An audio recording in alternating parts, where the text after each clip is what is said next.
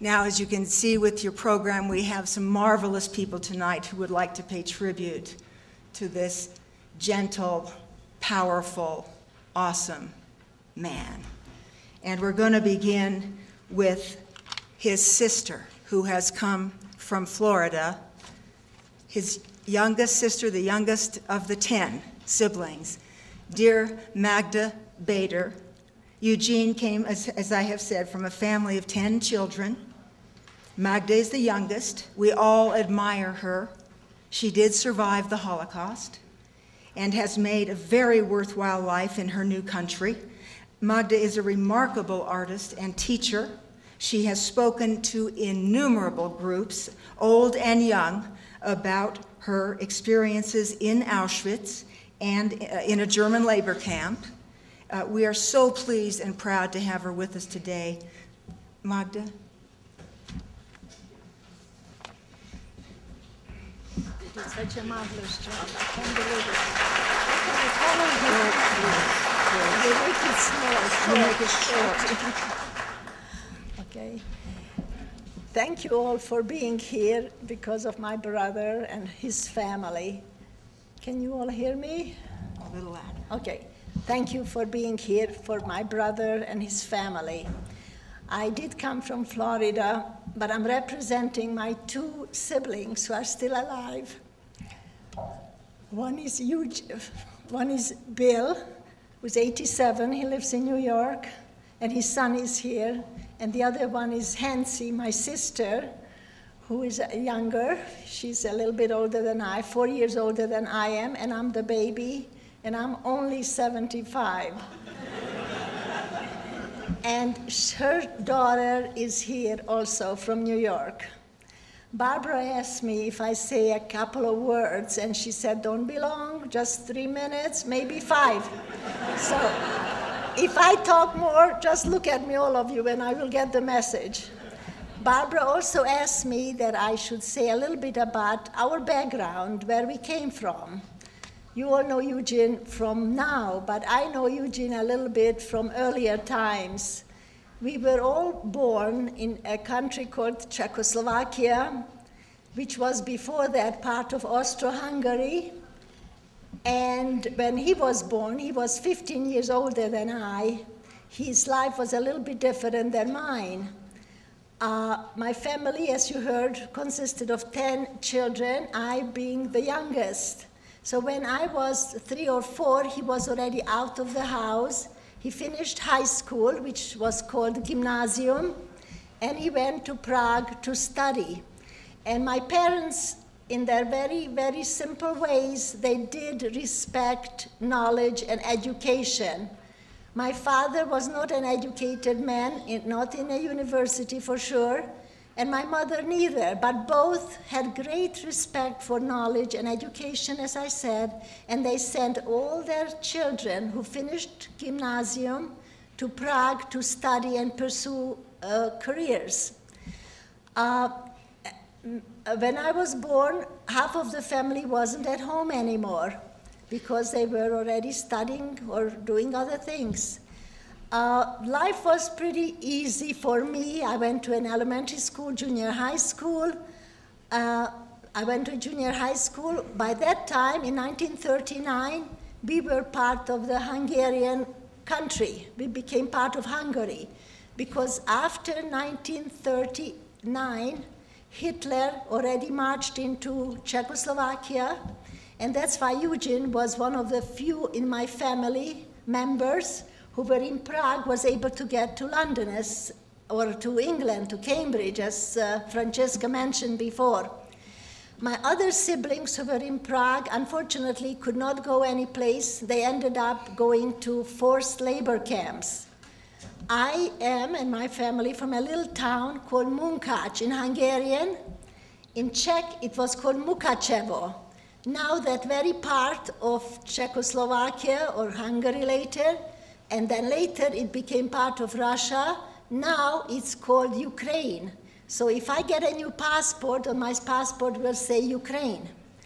Our language at home was always Hungarian. No matter what regime we were under, we were always speaking Hungarian. But of course, whatever schools we went, we learned different languages. I have a knowledge of a few languages because I picked up a few, and a few I studied, but made life necessarily important to study those languages if you wanted to get along. To make a story short, I will try to make it in a few sentences. Eugene was the only one who managed to survive out of Europe. The rest of us had difficult times. My 3 brothers were in forced labor camps. My parents did not know where they were. All I knew as a youngster, when we wanted to know any news, we did not know what was happening in the world really, because our radios were confiscated or a seal was put on by the Hungarians.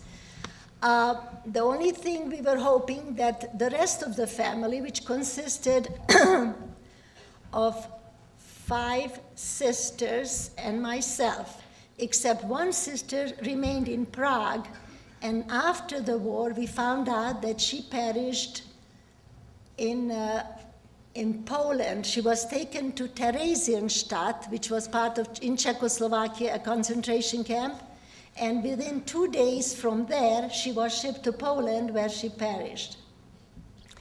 The rest of us, 4 sisters and I, and our parents, were taken to Auschwitz. Now, all of you know what that was, death camp. When I was holding, after, I will not go to details, getting out from the cattle cars, we ended up in Auschwitz, and the famous, infamous camp doctor was Dr. Joseph Mengele, separated me from my mother. I was holding my mother's hand and one of my sisters, and I ended up going, with 3 sisters and I. So we were 4 sisters together, and the 5th sister went with her little child, who was 3.5-year-old, and she was right away with her little girl, plus my mother, plus my father, ended up going to a place where they never were seeing again. That was the end of our story there in Auschwitz. We 4 sisters were ending up in another camp in Germany later on, and for some miraculous reasons we managed to survive, because the SS guards at the last moment decided to save their own lives, and they left the camp unattended. And while that tumult was happening, my 3 sisters and I were able to escape from that camp to the woods, and we were not noticed. When the local civilian militia arrived with their dogs and their trucks and their guns to load us up to take us to Bergen-Belsen, we were not in that group. We were luckily hidden in the woods and not noticed, and so that's how we remained alive. When we came out from the woods, we were hungry, we were sick, we were looking for food. We went out to the main highway, which was leading to the place where used to be the place where I had to work, in the ammunition factory. The ammunition factory was one of the Krupp factories, which you and I buy sometimes a hairdryer or a coffee maker. That time they made munitions. But we were going out to that main road that happened to be, when I found out, April 15th, just 2 days before I became 15-year-old. And we met up with American soldiers, and we knew we were liberated. The war did not end till May 8th, but for us, we were not hungry anymore, we got some food, etc. The American soldiers moved on, and the British came, and they occupied that part of Germany. We were not hungry, but it was the saddest part of our lives, because we then realized what was happening. We didn't have parents, we didn't have family, we didn't have homes. We couldn't go back to our hometown, because by that time it was Russia. The only reason that some of the old pictures that you will see in this room of the octagon, that you see old pictures, is because one of my brothers, Jerry, my nephew's here, his father was able to rescue an album, and that's the only thing he could get from our old house. We managed to get out to England in 1946. Eugene and Barbara were already engaged. Eugene waited for us till we arrived from Germany, but then he went on to the United States. My sisters, two of them, and I ended up in England. It was rough and difficult because we had no parents to support us, nobody to really care about us, and I was altogether 16 years old. I worked in a factory. I worked as a housekeeper with my sisters, but we managed to go to school. And I was lucky that I managed to get into an art school, and I was able to find a place where I could live. And it was just great. And then luckily, Barbara and Eugene were very kind. They were by that time in Denver. And they wrote to me and they said, Magda, if you want to come to America, apply for a foreign student scholarship to Denver University. She gave me the idea. And I did get a foreign student scholarship. And I arrived to Denver in January 1950. I got my Bachelor of Fine Arts at DU.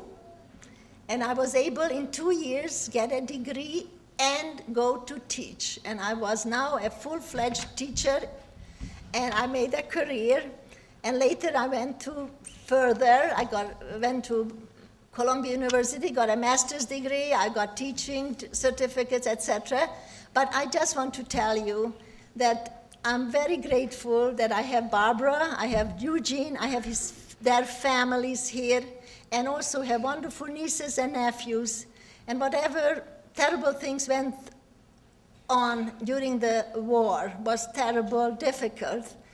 But I'm still grateful that I'm here, that we are here, and that we are alive, and to see so many people here that you can enjoy and listening to Eugene's family. Thank you so much.